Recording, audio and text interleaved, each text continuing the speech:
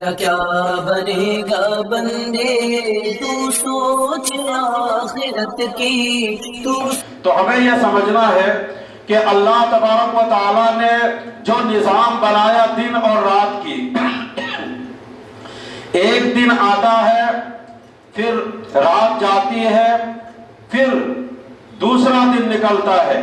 اسی طریقے سے اللہ تبارک و تعالیٰ نے جو نظام بنایا، ایک ہفتہ یہ الگ اکائی رکھتا ہے، ہفتے کا کوئی اختتام ہوتا ہے تو کوئی آغاز ہوتا ہے، ایک ہفتہ ختم ہوتا ہے، نیا ہفتہ شروع ہوتا ہے۔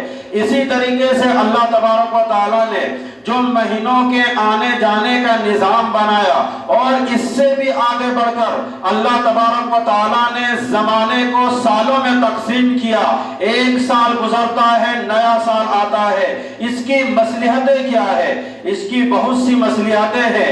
ایک مصلحت تو یہ ہے کہ انسان دن کے گزرنے کے بعد اپنا جائزہ لے کہ آج کے دن میں نے کیا پایا اور کیا کھویا۔ پھر رات کے گزرنے کے بعد انسان اپنا جائزہ لے کہ آج کی رات میں نے کیسے گزاری ہے۔ پھر اس نئے دن کے نکلنے کے وقت ایک نیا ارادہ دل میں پیدا ہو کہ آج کا دن میں گزرے ہوئے دن سے بہتر گزاروں گا۔ اسی طرح جب ایک ہفتہ گزر جائے، جمعہ کا دن آئے، تو انسان نہا دھل کر کے، کپڑے بدل کر کے، عام معمول کے وقت سے کافی پہلے مسجد میں چلے جائیں اور پورے ہفتے کی غلطیوں کو یاد کر کے اللہ تبارک و تعالیٰ کے سامنے روئیں، گڑ گڑائیں، اللہ سے معافی مانگیں، اور ایک تازہ دم ہو کر اور ایک نیا ارادہ لے کر کے نیا ہفتہ شروع کرے کہ اللہ اس ہفتے کو میں گزرے ہوئے ہفتے سے بہتر گزارنا چاہتا ہوں، اور اس کے لیے دعا بھی کرے اور اس کی کوشش بھی کرے۔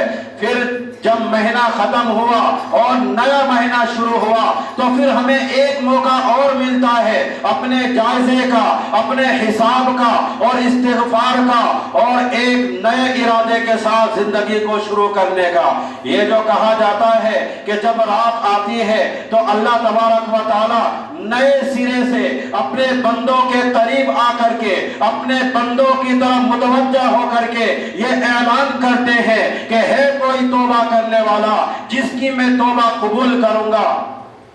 اس کے پیچھے یہ راز ہے کہ اللہ تبارک و تعالیٰ کو اپنے بندوں سے اچھی امید ہے، اور اللہ تبارک و تعالیٰ اس بندے کا انتظار فرماتے ہیں۔ جب بندہ اس انتظار کا محسوس کرتا ہے تو اس کو پتا چلتا ہے کہ اب دن گیا، اب رات آئی ہے، اور اللہ تبارک و تعالیٰ کو پتا ہے کہ میرے بندوں میں ایسے بھی ہوں گے جو دن کے گزرنے کے بعد غفلت کے ساتھ رات کو نہیں گزاریں گے، اور رات کے گزرنے کے بعد غفلت کے ساتھ دن کو نہیں گزاریں گے، بلکہ وہ اپنا جائزہ لے رہے ہوں گے، شرمندہ ہو رہے ہوں گے، معافیا مانگ رہے ہوں گے۔ یہ وہ وقت ہے، اللہ فرماتے ہیں کہ تہجد کا وقت وہ وقت ہے کہ میں اپنے بندوں کو یقین دلاؤں کہ میں خود تمہاری طرف سے معافی مانگنے کے انتظار میں کھڑا رہتا ہوں کہ میرا بندہ آئے، روئے، گڑ گڑائے، میں اس کی گناہوں کو معاف کروں گا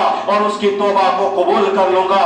یہ تو آج کے زمانے کے مسلمان ہیں، ہم اور آپ جیسے، جس کی زندگیوں میں ہزاروں دن گزر چکے ہیں، لیکن ایک بار بھی انہوں نے گزرنے والے دن کو شرمندگی کے ساتھ رخصت نہیں کیا، اور نہ آنے والے دن کو ایک نئے ارادے، عزم اور استغفار کے ساتھ اس کا استقبال کیا۔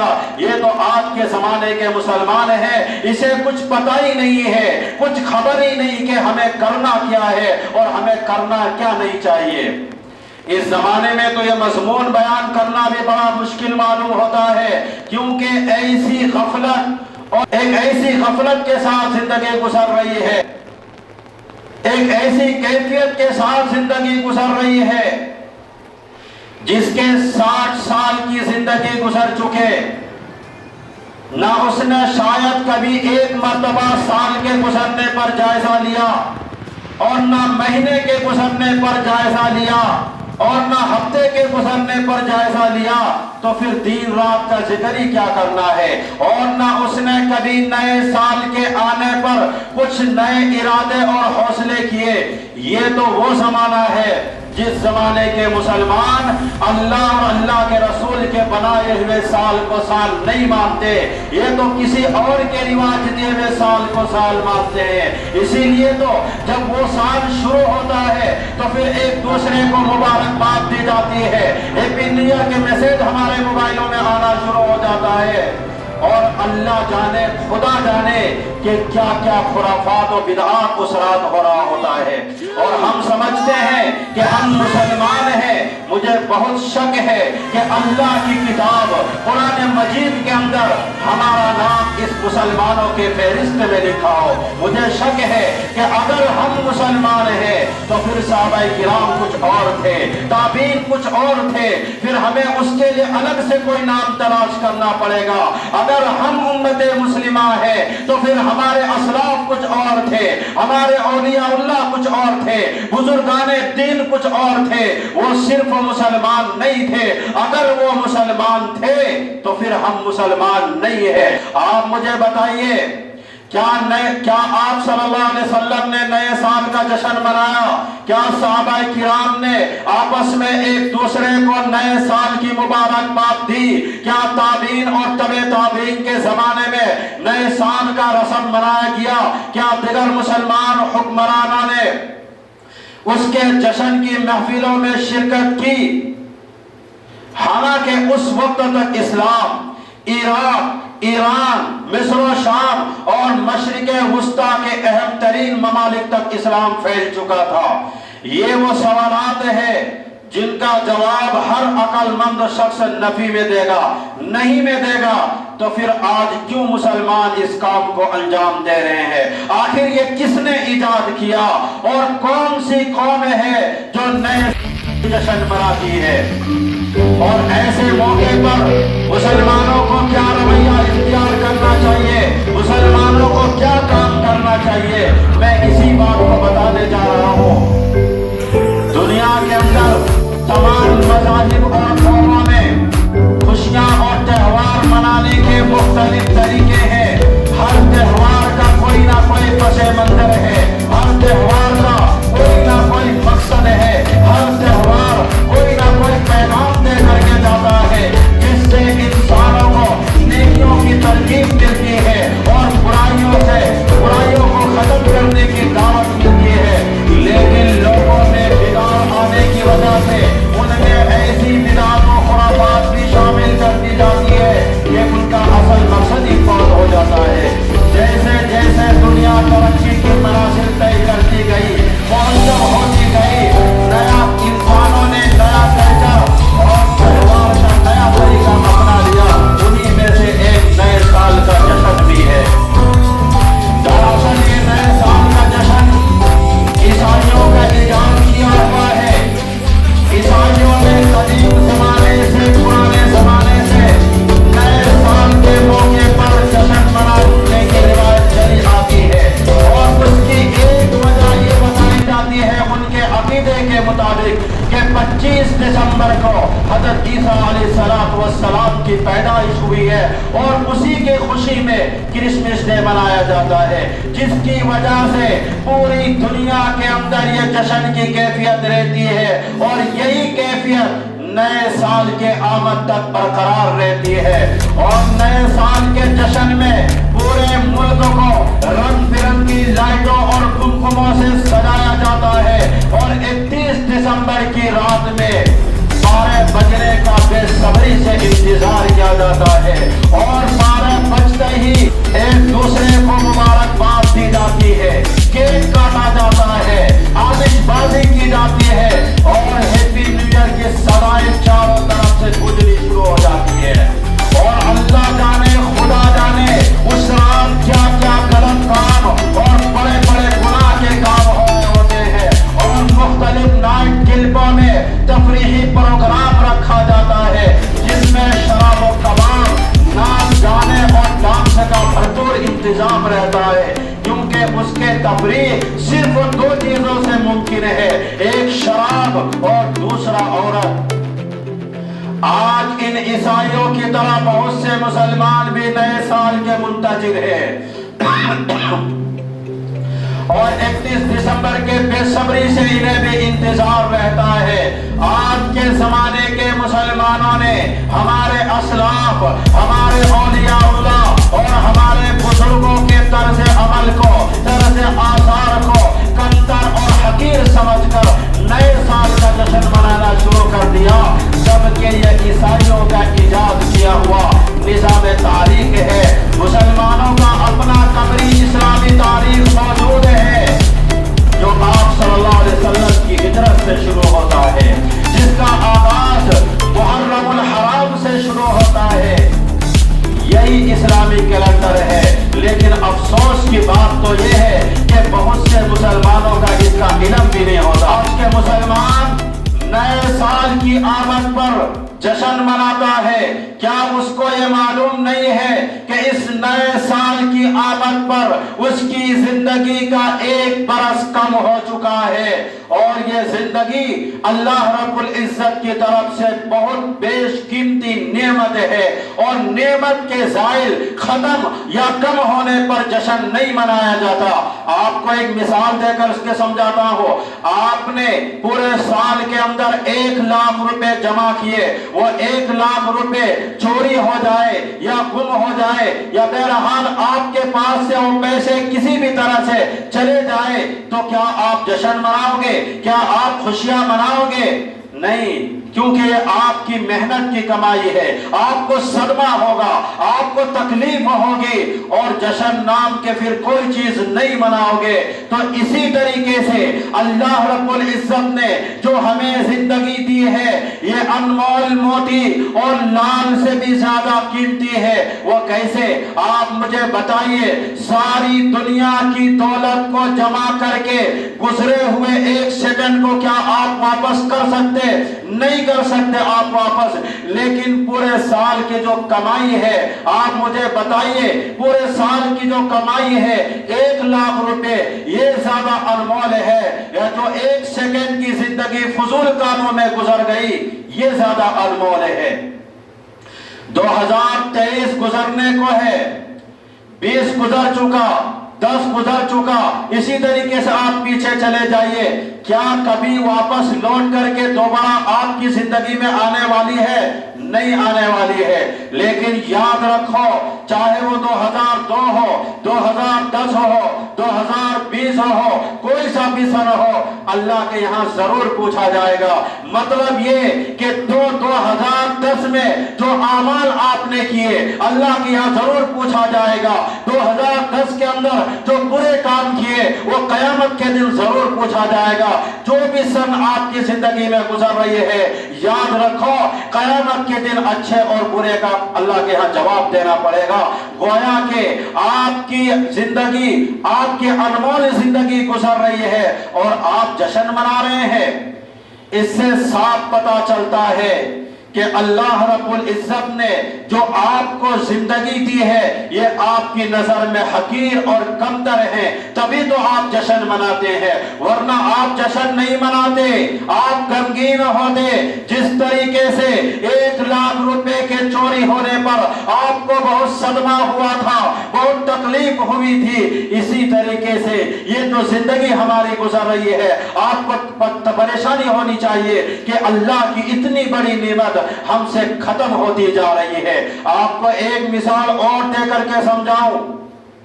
مثال کے طور پر کرنول میں کسی کو پھانسی ہونا ہے، اس کو گڈور سے لے جایا جا رہا ہو، آپ مجھے بتائیے جیسے جیسے وہ کرنول کے قریب پہنچے گا وہ خوش ہوگا یا غمگین ہوگا؟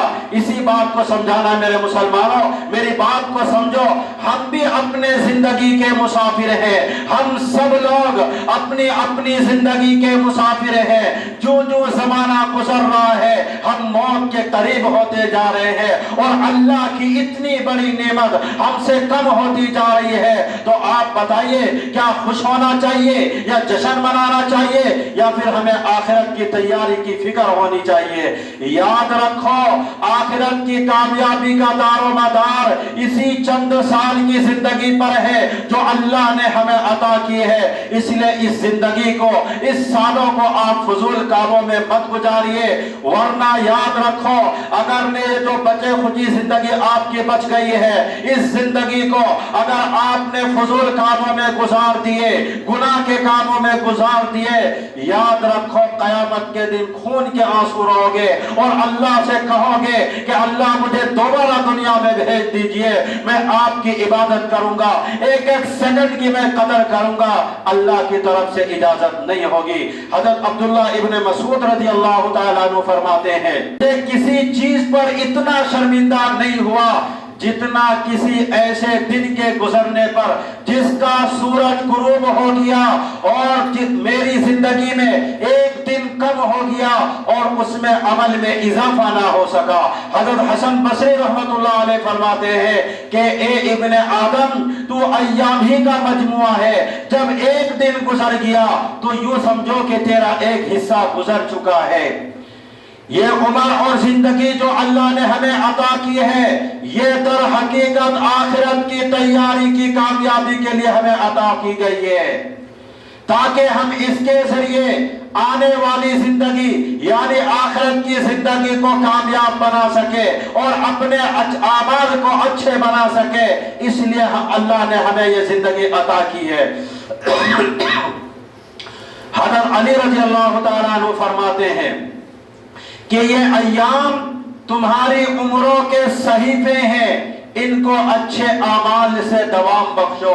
मतलब क्या है कि ये जो जिंदगी है, ये जो तुम्हें उम्र दी गई है, यही तुम्हारे नामा आमाल है। तुम चाहो तो इस नामा आमाल को अच्छे आमाल के जरिए भर दो, या चाहो तो बुरे आमाल के जरिए इसको भर दो। अल्लाह के नबी सल्लल्लाहु अलैहि वसल्लम ने इरशाद फरमाया, मिन हुस्नि इस्लामिल मर्इ तर्कुल ला यानी, कि आदमी के इस्लाम की खूबसूरती ये है कि वो अपने काम को, अपने आप को फजूल कामों से, फजूल बातों से, फजूल चीजों से अपने आप को बचा के रखे।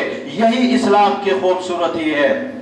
इसलिए मुसलमानों, आखिरत की कामयाबी की दारोमदार इसी दुनिया के आमाल पर मुनहसिर है, इसी दुनिया के आमाल पर है। अगर आपने दुनिया में अच्छे आमाल किए, याद रखो आपकी आखिरत कामयाब है।